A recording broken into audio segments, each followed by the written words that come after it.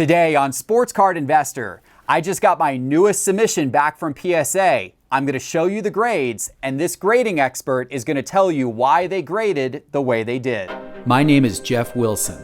By day, I invest in tech companies, and at night, I invest in sports cards. Join me on my journey to profit from the hobby we all love. Hello, sports card investors, and welcome to a PSA grading reveal episode, and an episode with a twist, because I've got Joe Davis of GotBaseballCards, one of the preeminent card grading experts, sitting next to me today. So as I go through my grades, Joe's going to be able to tell me what I did right and wrong when I was evaluating these cards for grading for PSA. Joe, welcome back to the show. It's great to be back, Geoff. Looking forward to checking these cards out with you. Absolutely, absolutely. So this is a stack of cards that I submitted to PSA several months ago, because obviously it takes a while. I submitted these cards through our grading service here with Joe, but I did not have Joe and his team check these and do their pre-screening. One of the nice things that Joe's team does is they offer free pre-screening when you submit your cards into our bulk grading submission service here at Sports Card Investor, which we partnered with Joe on. But these cards were not pre-screened by his team. And if you've watched some of my previous episodes where we have done discussions about grading with Joe, you have seen that I am not always the best at pre-screening cards myself. So maybe I made some mistakes here, or maybe I got it all right. I don't know. I haven't seen the grades, but we're about to take a look. How do you think I did, Joe?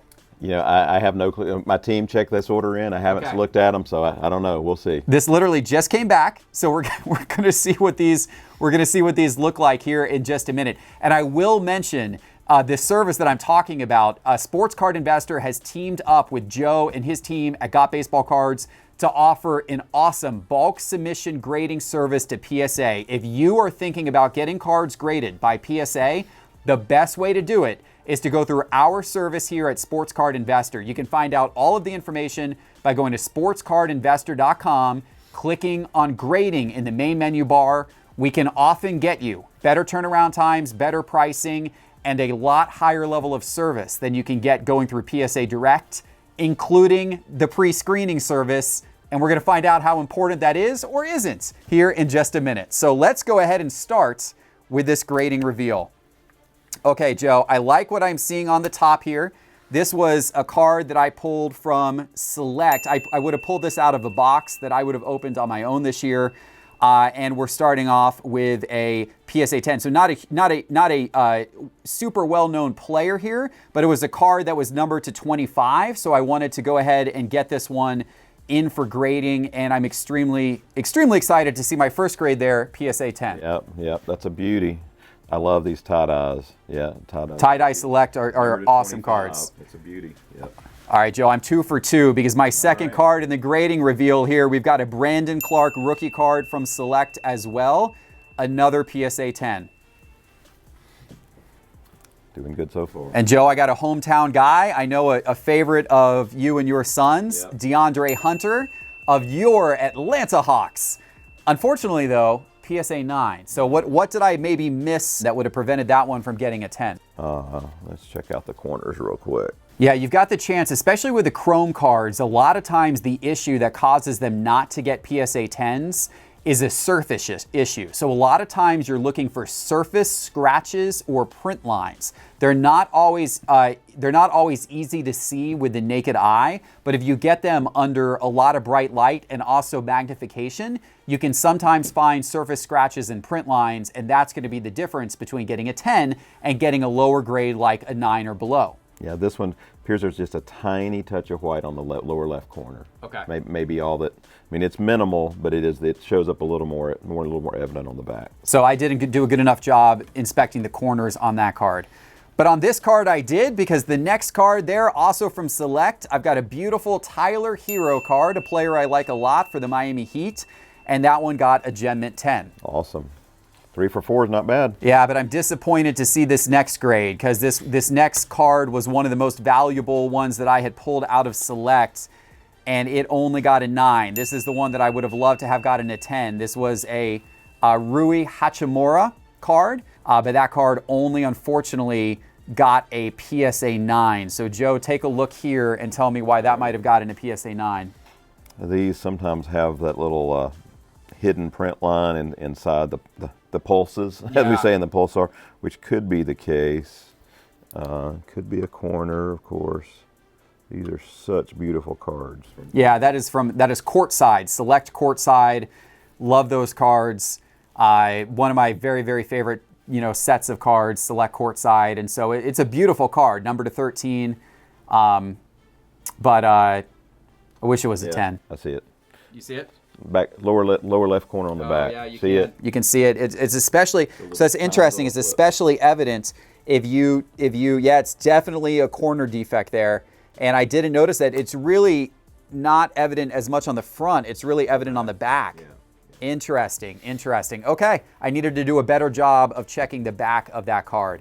All right, now, but although the first Rui that I put up there only got a 9 grade, this one got a 10 grade. This was a light blue Rui numbered out of 299. So that's pretty good. I'll take that one for sure. Yep. Another beautiful card. All right. Here's another one of those courtside select Pulsar Prism cards, and another one that just got a 9 grade. This was a Tremont Waters rookie card for the Boston Celtics, and that one we only came away, unfortunately, with PSA 9. I wonder if we had a similar corner issue on that card. Let's start with the back, and then we'll work our way to the front here. Yeah, you can see, yep. Actually, I can see white on 2 corners on the back. Okay. Top left, bottom right. Didn't need to flip over your cards. Here's the lesson. Flip them over. Look at the back, because sometimes on the chromium cards, the back can show the corner issues more than the front can. Okay, so this RJ Barrett from Select, that only got a 9 as well, and I can right there see the issue right off the bat. That's got a centering issue. You can tell right there. You can see that right on your screen. That card is not perfectly centered left to right, and I should have checked the centering on that card better. Yep, definitely. I just always say on these, always look for the dots. You can measure by the dots. Yeah, that's definitely outside of the allowable centering range for a PSA 10. But we're kicking it back into better gear here. We got a Kendrick Nunn auto rookie card, and that one did get a PSA 10. So there you go, back on the 10 train. Awesome. Yep. Oh boy, that's ugly, ladies and gentlemen. That is ugly. That is our first 8. Our first 8 grade. So I did not do my homework on this one. Now, this is a thicker card. So whenever you get these thicker cards and whenever they have a piece of memorabilia in them, they always are tougher to get a perfect grade because you have more cuts because you got to get the cuts around the memorabilia. It's a thicker card, so the edges of the card are thicker. There's always the chance for the grade to be lower as a result because the card just has more going on, more opportunity for damage. And apparently that happened here. I don't know exactly what the issue is, Joe, as to why that only got an 8. Can you maybe find that one for me? Yeah, a lot of times whenever there's multiple layers within a card, there's certainly more opportunity for issues. A lot of times there'll be like a light surface crease inside this little window because you've got really thin cardboard here. I didn't see there. That lower left corner is definitely soft. I mean, it's pretty noticeably soft. You can see it's pretty white on the front. There's always the possibility, with light scratches on these selects as well. My biggest thing I noticed is that corner, but it's not ugly, but you can definitely see white there. I don't see any little thin creases here, which probably would have been an even lower grade than an 8. So probably that corner may be a hidden scratch that we can't see now that it's encased. Yeah, okay. Now this is an interesting one. This is a LeBron Select card, and I say that's interesting because this one did get a PSA 10. It is slightly off center, and if you look at that card closely there on the screen, you can tell that card is a little bit off center, but it still got a 10. So that was obviously still within the allowable range for PSA as to what as to what you're allowed to have, even though it was slightly off center. Yeah, just barely. But as you and I have discussed in the past. Sometimes you can get away with like 55-45, but yeah, beautiful LeBron card. Yeah. So this is a beautiful card. Look at that. Look at that card right there. That Steph Curry Courtside Select card. Courtside Select is my favorite series out of all modern cards. Courtside Select, for me, these cards are where it is at, and very, very happy to see that Steph Curry Courtside Select card getting a perfect 10 grade. Yeah, love these as well. Just bought a set of 16, 17 Select to get complete, and love those high numbers. Yeah. Got another 10 here. Also, got a lot of Select cards in this submission here. You can tell I was opening up some Select boxes. This is a Ja Morant rookie card Select 10 grade, so that's great as well to see. Yep. And I decided to grade this Anthony Davis Select because this is his first Lakers jersey card, and it was a silver. So that the Select silver cards are very, very low population cards, very rare cards. Unfortunately, that one just graded a 9, and I can tell right now by looking at the camera here, it's not very well centered. So that probably is one of the factors for why this card drew a 9 as opposed to a 10. Yeah, it's definitely more noticeably off-center than that LeBron was. Don't see any scratches. Could be a little corner. Those two look okay. Yeah, corners look clean even on the back. I think it's probably just the centering issue on that one. And this card I pulled from Contenders, an unfortunate one to get a 9 from. This is one of those a finals ticket auto card. So a nice card from Contenders. Was hoping to get a 10, but didn't on that one. So what are we looking at there as a potential issue? Yeah, the auto's clean. Yeah, this thin foil is very tough. Tough. You end up a lot of times with, when you get the thin cards, you often end up with scratches on the surfaces or that type of thing. Yeah. Your top right corner is soft. Okay. Yeah, you can see it under magnification. It's definitely white. All right, needed to do a better job of inspecting that one. This is a big card, ladies and gentlemen. I'm excited for this card. This was from when I pulled this from 2019 Select, and I was very excited by this one. Ladies and gentlemen, check that out. That is Select Company LeBron James. It is a silver card, Select Company from 2019 Select. Lakers jersey, of course, championship year card. So yeah, that card I love. That's just one of those cards, like, one of those insert sets that are pretty low population insert sets, a rare card. And it's one of those sets that I think over time, being his championship year, is just going to be something that people are really going to, chase. Like, it's going to be one of those cards that people are just going to want to collect over time. Nice visual appeal on that card. Excited that card got a 10. Yeah, that's the only one of these I've seen come through here that I've handled myself. So yeah, that's a beauty.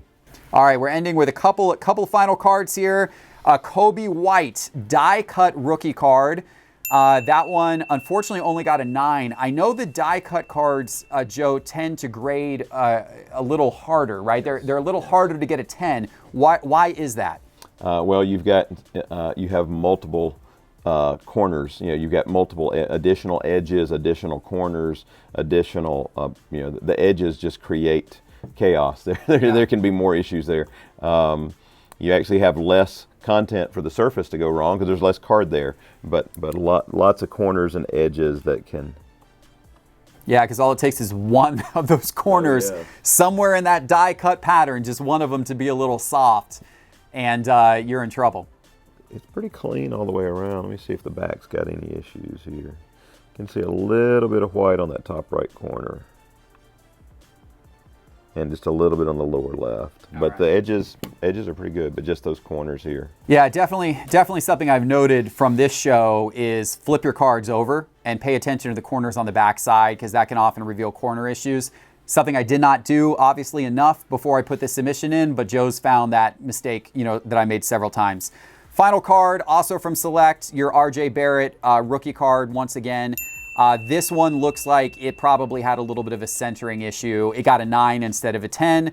The centering issue, by the way, very apparent on the back of the card as well. If you look at the back of the card, you can tell it's more, the centering is more of an issue even on the back than on the front. If you look at that, you can tell how that's just, one edge is a lot wider than the other edge. So that might have been the reason for the 9 grade on that card. Yeah. Yeah, let's see if there's anything else I'm seeing here. Yeah, you can see a little, the corners, the edges too, you can see just a little bit of extra paper, just kind of fuzzy, just a little, so still a beautiful card. Yeah. Yeah, he's really picked up this year. So. Yep, RJ is one I like for the future. Joe, I appreciate the insight here. This was really, really helpful. And if you are going to submit cards to grading, one of the really nice things about what Joe and his team does here at GotBaseballCards is they offered that pre-screening service for free. So what Joe just did, where he was looking at the cards under light and magnification, his team will do that work for you for free if you submit your cards through our Sports Card Investor Bulk PSA grading submission service. It's a really nice service that Joe does that for free, because what he'll do is his team will alert you once they receive your cards if there's certain ones that they found some issues with that they think are not worth submitting to PSA, and then they'll ship those cards back to you for free, right? Correct, yeah. Really, really nice service, a great reason to go through our grading service. To check that out, all you need to do is go to sportscardinvestor.com, click on grading in the main menu bar, and right there is the form you can fill out, all the instructions on how to submit your cards, as well as all the pricing and turnaround time information. Again, go to sportscardinvestor.com and click on grading. Joe, this has been fun to do this episode today. Thank you for my PSA order, and I look forward to even better submissions in the future. Sounds great. Awesome. Take care, everybody.